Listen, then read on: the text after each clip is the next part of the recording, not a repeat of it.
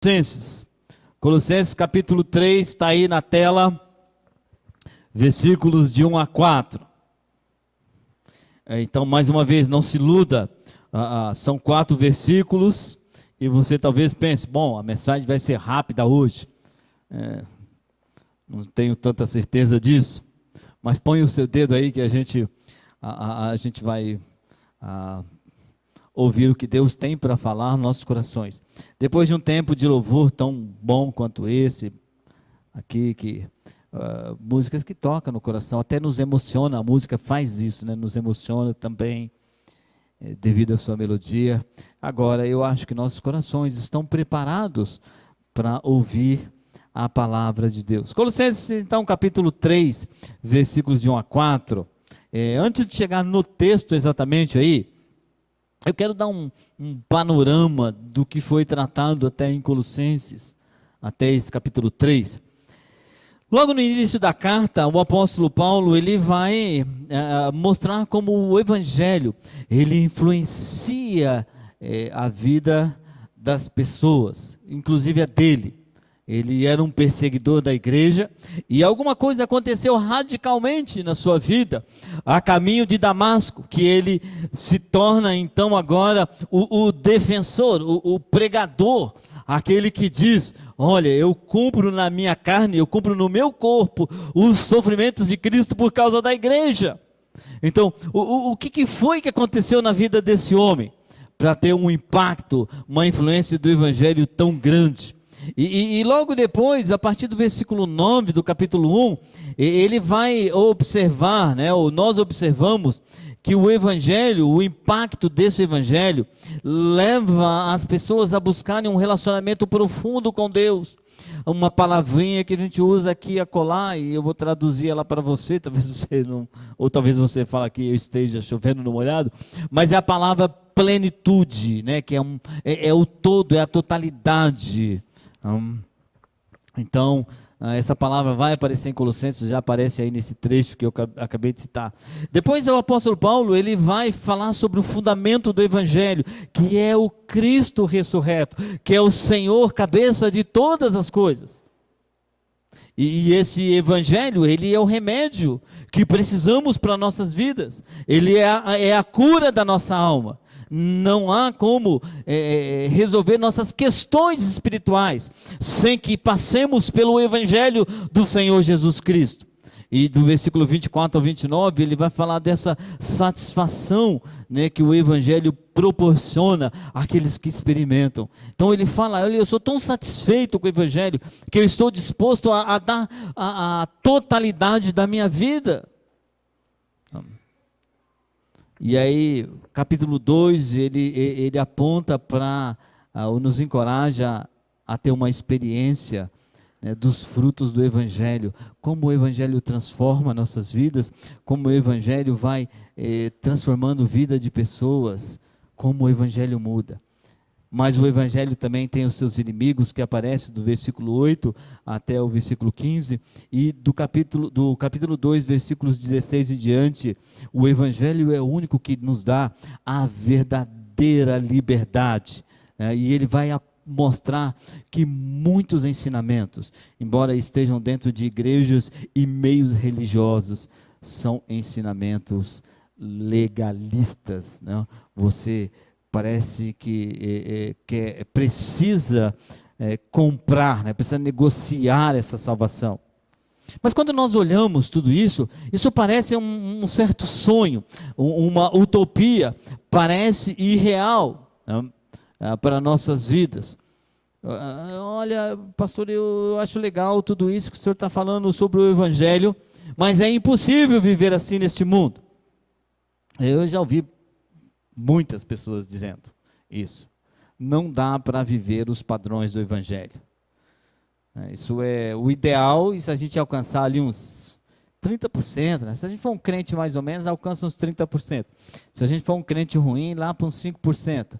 Um crente melhorzinho, uns 40%. E quando o cara é fanático, ele alcança 50% do ideal. Essa é uma ideia errada do evangelho. O evangelho, ele nos leva à plenitude da vida com Deus, Então tá aí, uma pessoa, ela pode ser influenciada com tanta intensidade pelo Evangelho de Cristo, ao ponto de ser completamente liberta das exigências desse mundo. Assim vai experimentar a plenitude de Cristo. Irmãos, os apóstolos de Jesus, os discípulos de Jesus, pessoas que vieram logo após os discípulos de Jesus, os seus seguidores iniciais, eles conseguiram experimentar isso, ao ponto de dizer: minha vida não serve para nada, né? A minha vida é simplesmente um sacrifício ao Senhor. Tal era a intensidade que eles viveram o Evangelho. E na história muitas outras pessoas também viveram. Mas, infelizmente, nós estamos em tempos em que... né? Mas eu queria, nesta noite, realmente lembrar todos nós, a mim e a vocês, sobre o poder do Evangelho vinculado, ligado à ressurreição do Senhor Jesus Cristo. Olha só esse texto do apóstolo Paulo. O que ele fala aqui é o Evangelho. É essa mensagem. Está em 1 Coríntios 15, de 1 a 4. Irmãos, venho lembrar-vos o Evangelho que vos anunciei, o qual também recebestes, e no qual ainda perseverais. Por ele também sois salvos, se vocês retiverdes, né, se vocês segurarem a palavra, guardarem a palavra, tal como vou lá preguei, tal como eu preguei para vocês. Bom, a menos que vocês tenham crido em vão. Antes de tudo, vos entreguei o que também recebi, que Cristo morreu pelos nossos pecados, segundo as Escrituras, e que ele foi sepultado e ressuscitou ao terceiro dia, segundo as Escrituras. Então o Evangelho basicamente traz essa mensagem da morte, sepultamento e ressurreição de Jesus Cristo. Nós vimos aí, quando o apóstolo Paulo fala, morreu pelos nossos pecados, aquela morte substitutiva, o inocente morrendo por mim. O apóstolo Pedro diz isso na sua carta, o justo morrendo por injusto. O apóstolo Paulo fala sobre Deus provando o seu amor, tendo Jesus Cristo morrido por nós, quando nós ainda éramos pecadores. Então, a evidência de que a promessa, né, na verdade, não é evidência, mas a certificação, de que aquela promessa dada no tempo, de que o Redentor morreria para resgatar a sua criação, a criação de Deus, a criatura, inclusive, se cumpre em Jesus Cristo. Então agora eu quero olhar com vocês exatamente o texto de Colossenses, capítulo 3, o nosso texto básico de hoje. Já definimos o que é ressurreição. Já definimos o que é o Evangelho. Colossenses capítulo 3, versículos 1, 2, 3 e 4. Portanto, por essa razão, se fosses ressuscitado juntamente com Cristo, então ele está abrindo a possibilidade aqui. Talvez vocês não sejam ressuscitados, mas se você foi ressuscitado, buscai as coisas lá do alto, onde Cristo vive, assentado à direita de Deus. Pensai nas coisas lá do alto, não nas que são aqui da terra. Porque morrestes e a vossa vida está oculta juntamente com Cristo em Deus. Então, quando Cristo se manifestar, que é a nossa vida, então vós também sereis manifestado com ele em glória. Quero orar nesse momento, pedir sabedoria de Deus e para Deus abrir nossos ouvidos, né, nossos olhos, nossas barreiras espirituais, para a gente tentar compreender a sua mensagem. Pai amado, nós agradecemos ao Senhor. Nós cantamos canções bonitas a respeito da pessoa do Senhor Jesus Cristo. Cantamos canções que falavam de quem Ele é, do sacrifício dEle, da posição dEle como nosso general, como aquele que vai conduzir o grande exército para derrotar definitivamente a morte, o mal e Satanás e toda a sua turma.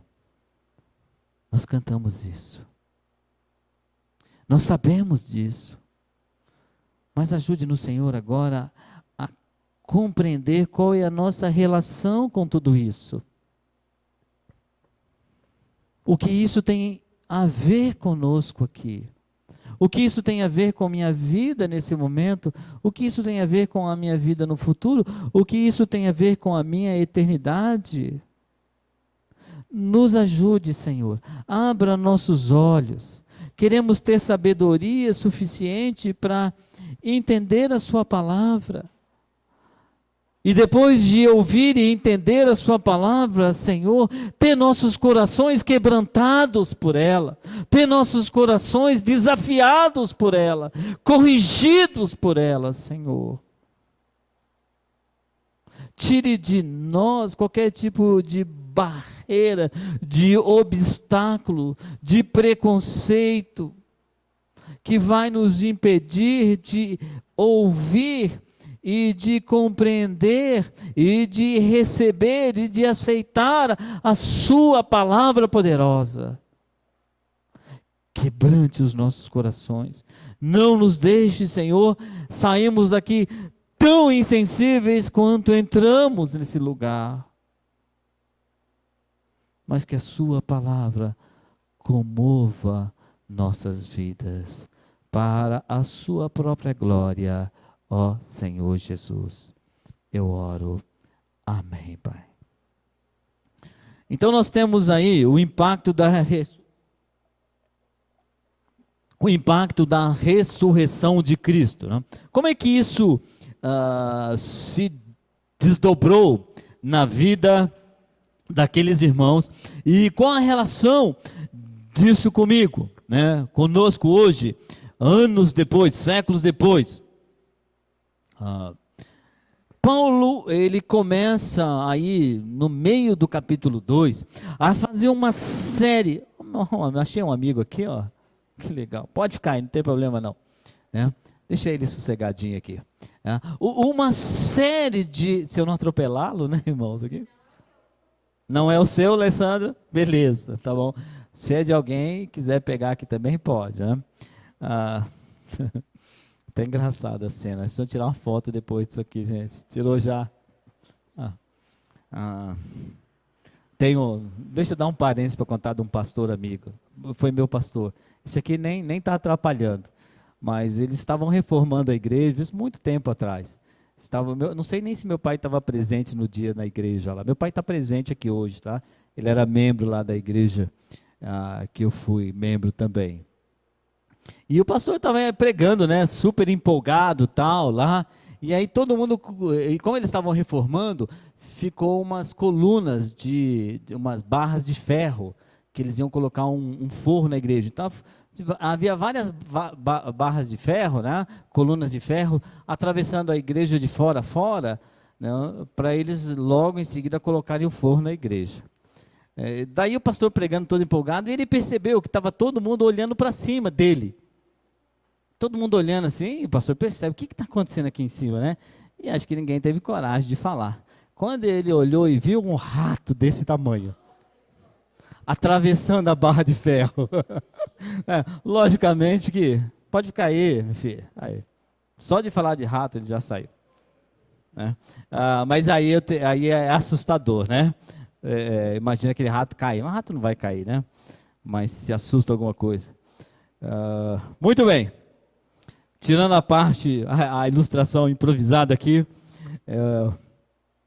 Então, ele dá, a partir do versículo 15, e o capítulo inteiro, do capítulo 3 inteiro, pelo menos 22 ordens.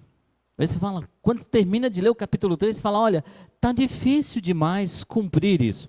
A vida cristã exige demais. É muito peso para mim. Isso. E de fato, se você pensar dessa forma, é verdade.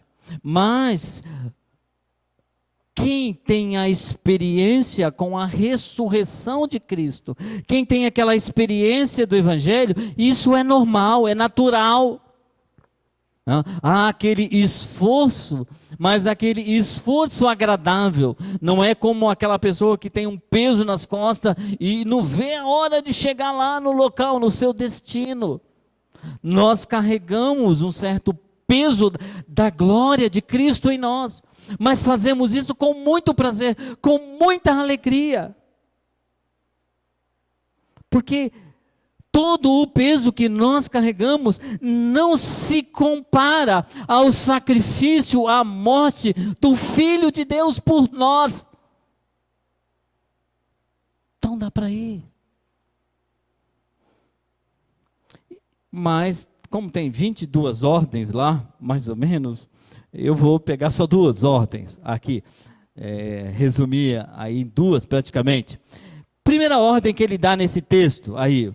Buscai as coisas lá do alto, onde Cristo vive. Né? Se fosse ressuscitados com Cristo, vocês deveriam naturalmente, é uma resposta natural, o crente, o quê? Buscar as coisas que têm representação eterna, aqueles assuntos que interessam a Deus. E o apóstolo Paulo, ele vai insistir nessa carta todo o tempo que a única maneira de eu me desprender do mundo, e nós somos muito presos a esse mundo, nossos pés estão aqui, nós planejamos nossa vida aqui, são raras as pessoas que planejam a vida pensando na eternidade, e nós como crentes deveríamos o quê? Pensar e planejar nossa vida somente na eternidade, porque o apóstolo Paulo mesmo diz isso. Se nós não cremos na ressurreição do corpo, que tem a ver com a eternidade, nós somos os mais miseráveis de todos os homens. Então, se não existe ressurreição, a melhor coisa a fazer é comer e beber e esperar a morte. E nós vivemos hoje, nesse século, como se a ressurreição fosse um tema, mas não fosse um tema real para nossas vidas. É legal saber da ressurreição, nós até comemoramos a Páscoa, temos café da manhã, mas está bom. E depois a vida continua. Uma vez que nós somos ressuscitados com Cristo, temos um padrão de vida diferente, temos uma visão diferente, temos motivação diferentes. Temos razões e pensamentos diferentes. Nós não pensamos mais como este mundo. E eu quero sugerir aí, baseado no contexto, pelo menos 4 razões, né? Na verdade, 4 desdobramentos de alguém que busca as coisas lá do alto. Eu vejo nesse capítulo 3, antes de mais nada, o ponto mais alto da carta de Colossenses. Porque ele vai falar da razão do cristianismo, que é a ressurreição de Cristo. Ele vai falar da razão da santidade, que é a ressurreição de Cristo. Ele vai falar da razão da minha dedicação a Cristo, que é a ressurreição de Jesus Cristo. Ele vai falar da razão do meu testemunho, que é a ressurreição. A razão da minha esperança, a razão da minha maturidade, que é a ressurreição de Cristo. que é o Evangelho do Senhor. E eu posso até fazer todas essas coisas. Eu posso ser alguém muito religioso, alguém que faça as minhas orações, alguém que tenha a minha vida de devoção corretinha, certo? Mas se não houver uma vivificação, se Cristo não me fizer nascer de novo, e para nada serve isso. Então talvez a minha primeira atitude seja: por favor, Senhor, eu não sei o que é nascer de novo, realmente não sei, e eu quero ser vivificado, e depois que eu sou vivificado pelo Espírito Santo, ressuscitado espiritualmente juntamente com o Senhor, conforme o texto fala, então 4 desdobramentos, eu vou olhar com vocês. O primeiro desdobramento, como eu posso buscar ao Senhor? Glorificando o seu nome. Olha só, capítulo 1, versículo 27, tudo isso em Colossenses, tá? Vou falando aí, vocês vão abrir em Colossenses. Olha o que se esperava de nós. Capítulo 1, versículo 27. Havia um mistério oculto nas gerações passadas, que era esse evangelho, e ele é manifestado agora. E o versículo 27 diz: aos quais Deus quis dar a conhecer qual seja a riqueza da glória desse mistério entre os gentios. Isto é, Cristo em vós, a esperança da glória. O que os autores do Novo Testamento vão tentando lidar é que em nós, os crentes em Cristo Jesus, está sendo revelada a glória de Deus. A glória da cruz. Embora seja uma mensagem absurda, mas é uma mensagem poderosa. E a minha vida deve ser um protótipo da glória de Deus. É muita responsabilidade.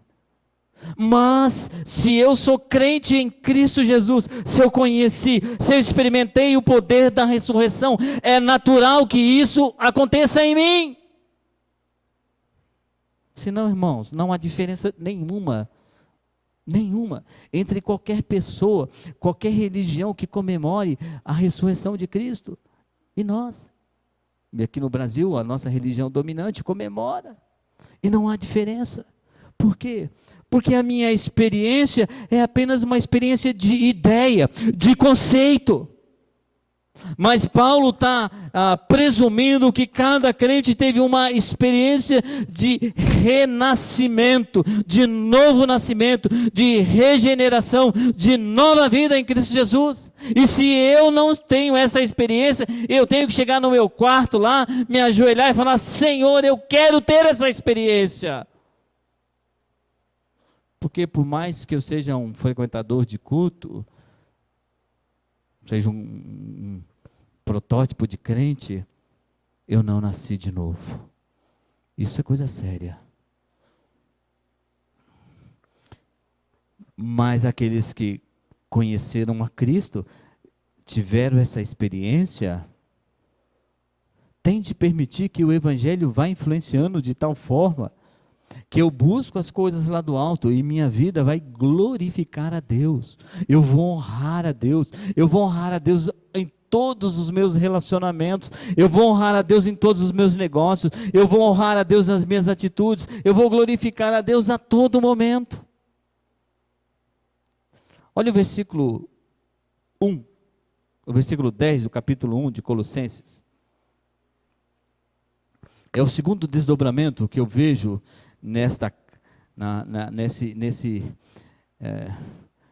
buscar a Deus. Capítulo 1, versículo 10. Paulo ora para aqueles cristãos, aqueles irmãos, transbordem do pleno conhecimento, em toda a sabedoria e toda a compreensão espiritual.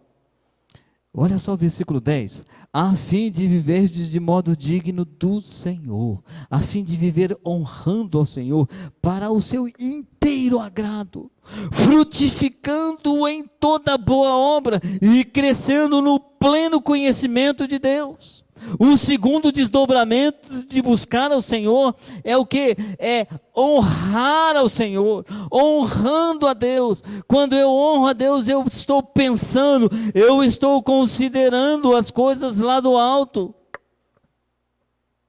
Viver agradando a Deus em tudo, sendo amadurecidos, edificados, fortes, prontos para todos os temporais.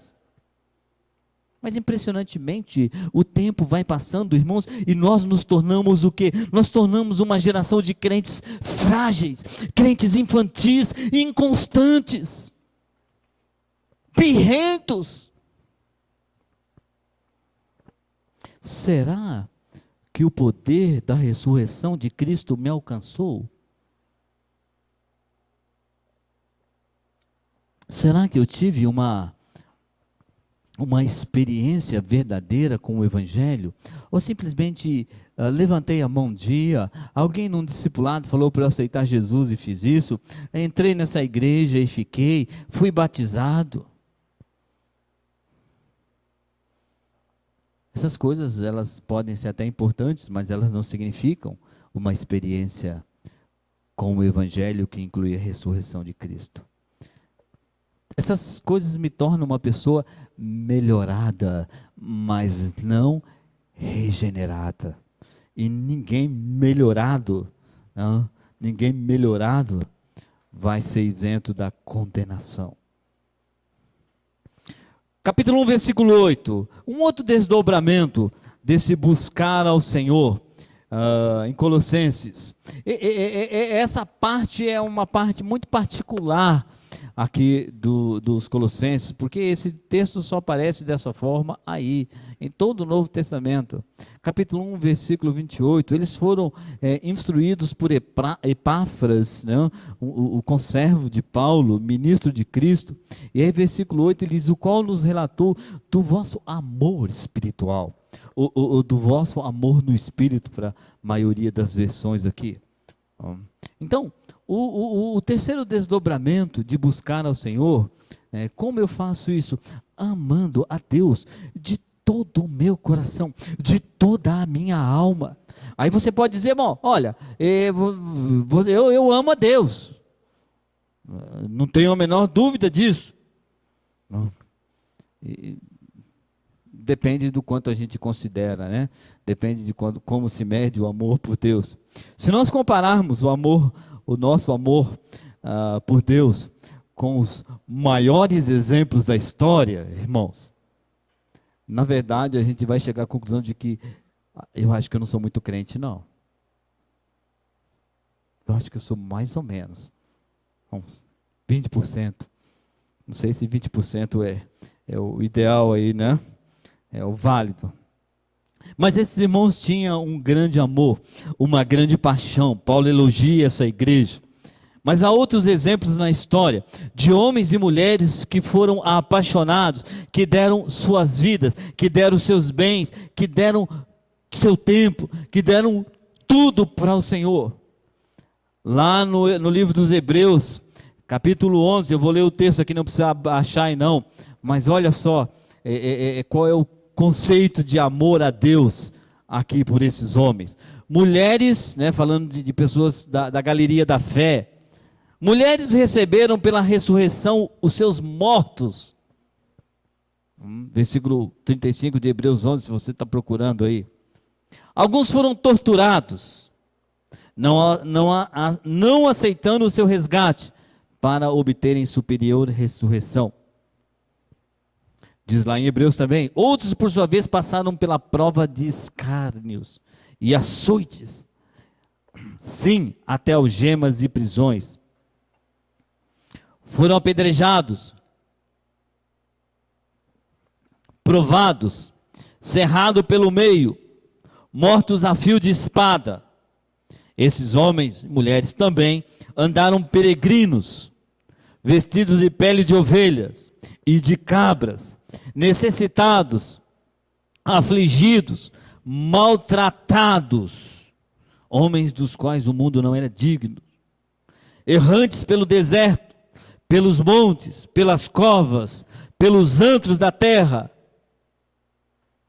Ora, todos esses que obtiveram bom testemunho por sua fé, mais que isso, né, uma dedicação, um amor quase que incondicional por Deus, não obtiveram, contudo, a concretização da promessa.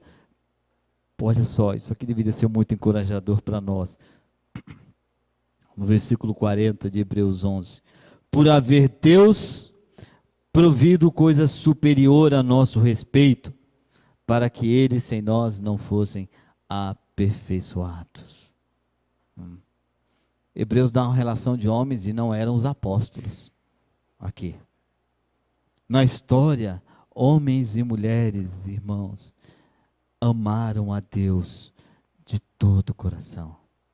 Se eu for ressuscitado com Cristo, a minha vida tem que ser uma vida em progresso, amor por Deus, em progressiva ação progressivo crescimento amoroso por Deus. Mas normalmente não. Achamos chato vir ao culto, ficamos em casa, preferimos o lazer, estamos cansados, trabalhei demais, é muito exigente, é longo, o som é alto. Achamos todas as reclamações, todas. Agora, irmãos, se eu não tenho amor para vir a um culto, cantar louvores ao meu Deus, será que eu amo mesmo a Deus? Se Deus me pedir qualquer outra coisa, eu não vou dar. Não vou. Não, minha vida é toda de Jesus. É nada. Não é. Sabe por quê? Porque eu não estou buscando as coisas lá do alto. Eu estou estabelecendo a minha vida aqui na terra. Eu projeto a minha vida como se ela fosse terminar quando eu entrasse naquela caixa de madeira. E algumas pessoas fossem chorar por mim naquele dia. É assim que projetamos. Mas, se a nossa vida se limita a esta terra, somos os mais miseráveis de todos os homens. Palavra pesada do apóstolo. Terceiro lugar. Quarto lugar. Como que se desdobra esse buscar ao Senhor? Em quarto lugar, consagrando-se totalmente a Deus. Eu quero ler um versículo para vocês, irmãos, de Colossenses mesmo, que todas as vezes que eu leio esse versículo eu tenho vergonha, morro de vergonha. Às vezes eu peço para Deus, por que o Senhor não me colocou lá naquele tempo? Talvez eu fosse tão consagrado como os apóstolos, mas Deus sabe, né? Capítulo 1, versículo 24. De Colossenses. Olha só o que o apóstolo Paulo fala.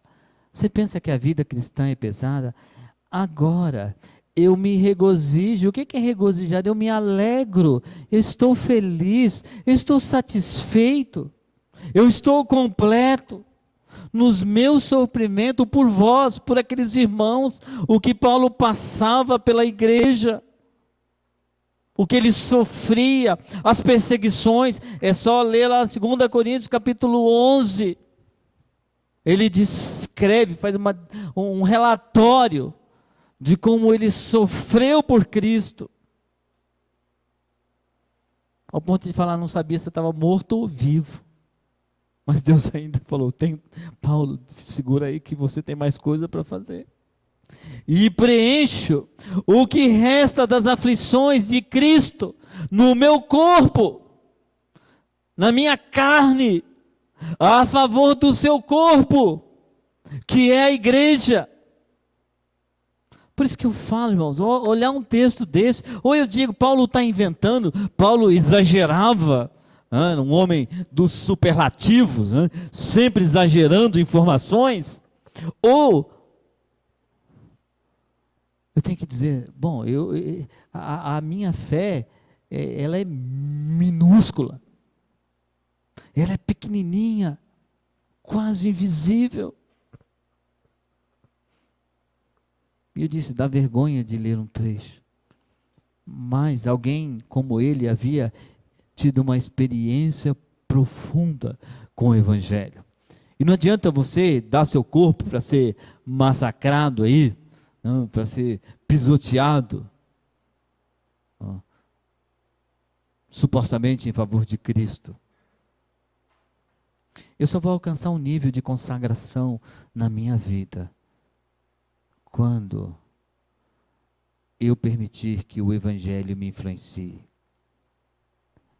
E se eu tiver uma experiência com a ressurreição de Cristo. Eu quero terminar aqui. Uma pessoa ela pode ser tão influenciada, pode ser influenciada com tanta intensidade pelo Evangelho de Cristo, ao ponto de ser completamente liberta das exigências deste mundo, experimentando assim toda a plenitude com Cristo, com Deus. Essa semana eu vi na TV, um dos jornais aí, uma coisa estranha, e veio da boca de uma mulher que não era crente isso, mas me chamou a atenção. Ela estava falando sobre mudanças de hábitos, e quase que eu desliguei a televisão, irmãos? Mudança de hábitos alimentares e de exercício físico. Tinha que pegar no meu pé, Mas uma pesquisa internacional, vinda aí dos Estados Unidos e comprovada pelos brasileiros, diz o seguinte, que se eu tiver uma vida saudável, com hábitos saudáveis, eu tenho 30% só dessa parte, 30% de chance de não ter câncer. Bastante, É grande, para eles isso é enorme, para a medicina. E aí começaram a entrevistar uma moça que teve câncer, e agora ela é divulgadora, no Brasil disso aí, e ela disse o seguinte, ela está até no YouTube, ela fala, olha, eu atendo pessoas, e aconselho pessoas, e as pessoas não mudam o seu hábito. Aí passaram por uma médica, e a médica disse o seguinte, interessante, entram pessoas no meu consultório, e aí eu digo para elas, olha, seria bom você mudar de hábito, seu hábito alimentar, comer coisas boas, e também fazer atividade física, essas duas coisas. E outra coisa, não beber e não fumar. Eu fiquei feliz, porque eu não faço essas duas, não bebo e não fumo. E ela disse o seguinte, se fizer isso, 30% de chances você tem de não ter câncer. E ela disse, logo em seguida, que muitos dos seus pacientes preferem passar por uma cirurgia, por uma quimioterapia, por uma radioterapia. Prefere isso do que mudar sua cabeça, seus conceitos. Aí eu pensei, gente, a gente é cabeça dura mesmo, É verdade. Na verdade, nós somos assim. Somos difíceis de mudar.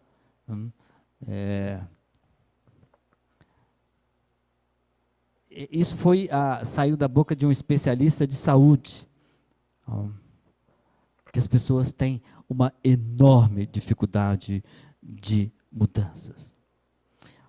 Mas o Evangelho é capaz, é o único poder, está vendo? Nem a doença mudou o conceito da pessoa. O Evangelho, ele é o poder, o único poder capaz de mudar qualquer coração. Ele transforma ele muda, ele extrai de nós todos os nossos conceitos mundanos. A questão muitas vezes é que a minha experiência é quase nenhuma com o Evangelho. Eu sou bom religioso, mas eu não tive uma experiência real com Cristo. Gostaria que você abaixasse a sua cabeça. Pensasse mesmo, com toda a sinceridade. O Evangelho mudou minha vida. O Evangelho continua operando em mim, me transformando de glória em glória, para que eu pareça com o Filho. Qual é a minha experiência com o Evangelho? Pense nisso. Eu sou um bom crente. Eu sou mais ou menos. Já estou no céu.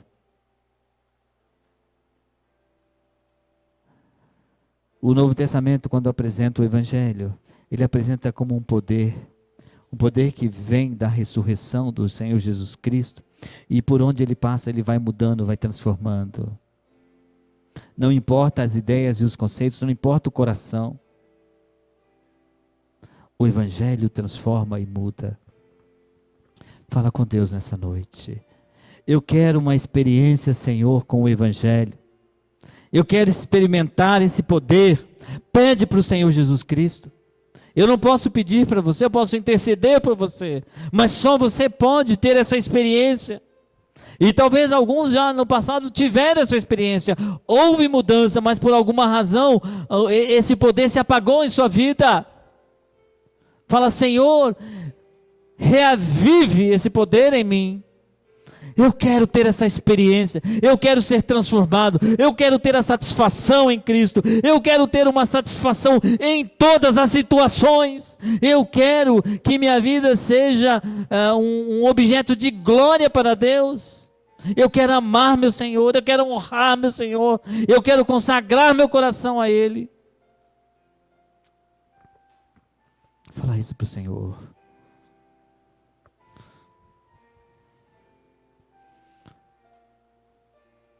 Pessoas deram suas vidas para Cristo, porque entenderam que isso era a melhor coisa para se fazer. E só entenderam isso porque o Evangelho foi poderoso em suas vidas. E as levaram a fazer isso. E foi a melhor decisão, a melhor coisa que fizeram. Pai amado, nós somos desafiados cada dia a pensar em nossas vidas. Somos desafiados a cada momento pelo próprio mundo. Somos confrontados por ele. Por causa da nossa fé. Senhor, a minha oração é para que o Senhor levante um povo com uma fé autêntica. Um povo com uma experiência no Evangelho, um povo que experimentou o poder da ressurreição e que não vai ficar aí preocupado com coisas tão fúteis da vida, mas vão se preocupar com as coisas lá do alto, vão pensar nas coisas lá do alto, vão buscar as coisas lá do alto, onde Cristo vive, e não as que são aqui da terra. Amplia essa visão em nossos corações, Senhor. Arranca de nós esse poder ruim do mundo, do sistema que nos prende aqui nessa terra. E faça com que o poder do Evangelho entre em nós e nos transforme de glória em glória, até que a gente se pareça com o Filho, com Cristo. Que o Senhor Jesus abençoe a todas as pessoas aqui. Dê uma semana em que você pense e considere o viver totalmente para o Senhor Jesus Cristo. Que o nome dele seja glorificado em nossas vidas cada vez mais. Que a consolação do Espírito esteja sobre cada crente e que o nome do Pai seja exaltado juntamente com o nome do Filho. Aleluia. Amém. e amém.